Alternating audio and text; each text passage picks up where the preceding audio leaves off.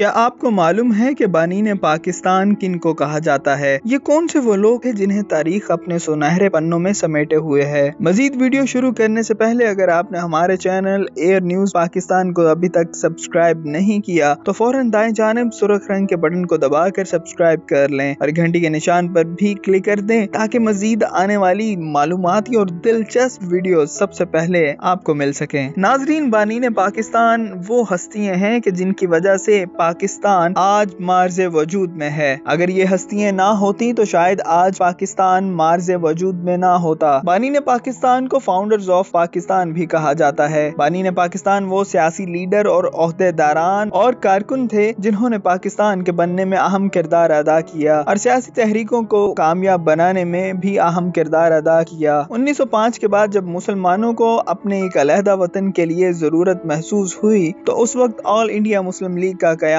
عمل میں آیا۔ اسی تحریک کے تمام بانیوں کو بانین پاکستان بھی کہا جاتا ہے۔ بانین پاکستان میں سب سے پہلا نام قائد اعظم محمد علی جناح کا آتا ہے، جنہوں نے کانگریس کو چھوڑ کر آل انڈیا مسلم لیگ میں شمولیت اختیار کی۔ دوسرے نمبر پر علامہ محمد اقبال ہیں، جن کی شاعری نے وطن عزیز کو حاصل کرنے میں اہم کردار ادا کیا اور اس وقت مسلمانوں کو خواب غفلت سے جگانے کے لیے بھی اہم کردار ادا کیا۔ تیسرے نمبر پر سر سلطان محمود شاہ آغا خان ہیں، جن کا شمار بھی آل انڈیا مسلم لیگ کے اہم رہنماؤں میں ہوتا ہے۔ آپ اپنے نظاری اسماعیلی فرقے کے 48ویں امام تھے۔ ان کو آغا خان 3 بھی کہا جاتا ہے۔ چوتھے نمبر پر لیاقت علی خان آتے ہیں، جو کہ آل انڈیا مسلم لیگ کے بانیوں میں سے ایک ہونے کے علاوہ پاکستان کے پہلے وزیر اعظم بھی ہیں۔ 5ویں نمبر پر محترمہ فاطمہ جناح ہیں، جن کو مادر پاکستان ویمن ایکٹیوسٹ کہا جاتا ہے۔ آپ نے پاکستان کے حصول کے لیے عورتوں کی تحریک سنبھالی۔ چھٹے نمبر پر سر محمد ظفر اللہ خان ہیں، جو کہ ڈسکا میں پیدا ہوئے اور جن کو لاہور ریزولوشن کا بانی بھی کہا جاتا ہے، کیونکہ آپ نے ہی لاہور ریزولوشن لکھا۔ ان کو پاکستان کے پہلے وزیر امور خارجہ بھی کہا جاتا ہے۔ 7ویں نمبر پر پاکستان کے پہلے وزیر داخلہ اور مشرقی پاکستان کے پہلے گورنر فضل الحق ہیں، جن کے بعد 8ویں نمبر پر خواجہ نظام الدین کا نام قابل ذکر ہے۔ یہ ڈھاکہ میں 1911 میں پیدا ہوئے اور 1991 میں وفات پائے۔ ان کو پاکستان کے پہلے بنگالی لیڈر اور دوسرے وزیر اعظم پاکستان اور دوسرے گورنر جنرل پاکستان کا اعزاز حاصل ہے۔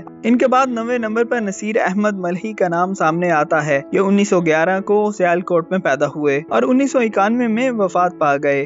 ان کا شمار بھی سب سے پہلے آل انڈیا مسلم لیگ کے بانیوں میں ہوتا ہے۔ نصیر احمد ملہی کو پاکستان کے پہلے وزیر تعلیم ہونے کا اعزاز حاصل ہے۔ 10ویں نمبر پر چودھری رحمت علی کا نام قابل ذکر ہے۔ آپ ضلع باچور، پنجاب، انڈیا میں 1895 کو پیدا ہوئے۔ آپ کا شمار بھی پاکستان کے اہم ترین بانیوں میں ہوتا ہے۔ لفظ پاکستان چودھری رحمت علی کا ایجاد کردہ ہے، جو کہ پہلی دفعہ انہوں نے اپنے جریدے ناؤ اینڈ نیور میں شائع کیا۔ 11ویں نمبر پر بہادر یار جنگ ہیں، جو کہ 1895 میں حیدرآباد دکن میں پیدا ہوئے اور 1944 میں وفات پائے۔ 12ویں نمبر پر 1895 میں جہلم میں پیدا ہونے والے راجہ غضنفر علی ہیں، جو کہ بانین پاکستان میں سے ایک اور قائد اعظم محمد علی جناح کے دوست ہونے کے ساتھ ساتھ ایک وزیر اور ڈپلومیٹ بھی تھے۔ اس کے بعد ذکر آتا ہے غلام مرتضیٰ سید کا، جو کہ کراچی میں پیدا ہوئے۔ ان کی پیدائش 1905 اور وفات 1995 میں ہوئی۔ ان کو مسلم لیگ کی اہم صدارت کرنے والا سمجھا جاتا ہے۔ غلام مرتضیٰ سید نے تحریک پاکستان کے لیے سندھ کی حمایت کا اعلان کیا تھا۔ ان کے بعد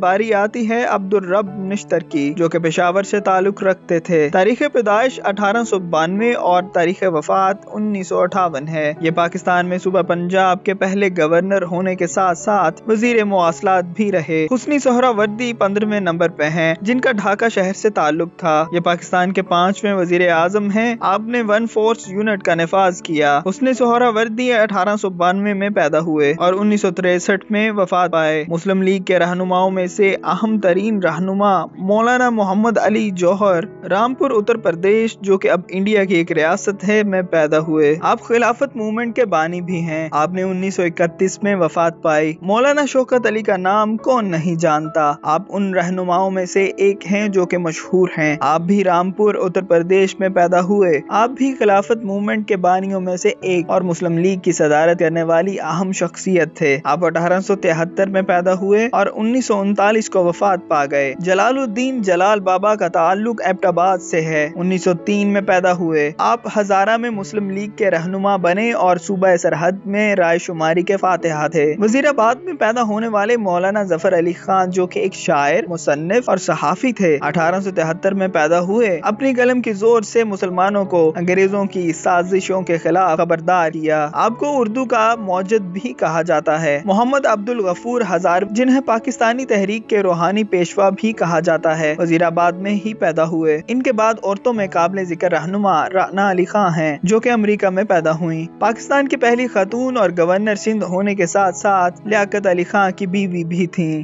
جوگندر ناتھ مینڈل جو کہ پاکستان کے پہلے وزیر قانون تھے۔ وکٹر ٹرنر پاکستان کے پہلے فائنانس سیکرٹری اور پاکستان میں سول سروسز کے بانی تھے۔ انہوں نے بورڈ آف ریونیو کی بنیاد بھی رکھی۔ خالق الزمان جو رامپور اتر پردیش میں پیدا ہوئے، آپ بھی مسلم لیگ کے اہم رہنماؤں میں سے ایک ہیں۔